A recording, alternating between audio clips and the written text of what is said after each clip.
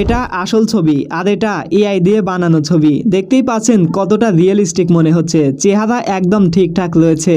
So আপনিও কিন্তু আপনার ফটো থেকে এরকম সুন্দর সুন্দর ফটো বানাতে পারেন।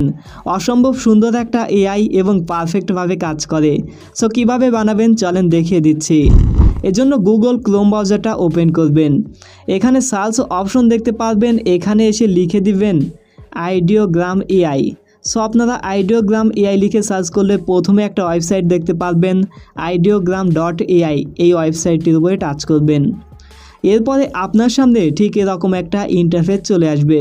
সো আপনাকে প্রথমেই এই ওয়েবসাইটে একটা অ্যাকাউন্ট তৈরি করতে হবে।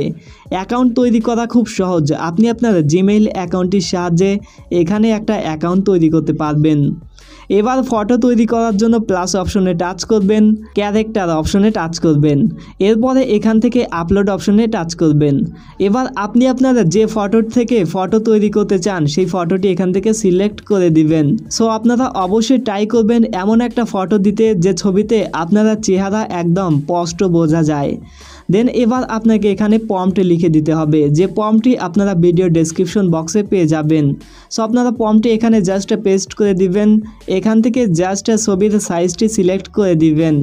দেন এবার এখান থেকে সেন্ড অপশনে টাচ করলে কয়েক সেকেন্ড অপেক্ষা করার পর দেখতে পারবেন আপনাদের ছবি রেডি হয়ে যাবে। এবং ছবিগুলো দেখলে আপনারা বুঝতেই পারছেন কতটা নিখুঁতভাবে কাজ করে এই এআই। সো আপনারা চেহারা দেখে বুঝতেই পারছেন ছবিটা কিন্তু একদম রিয়েলিস্টিক মনে হচ্ছে।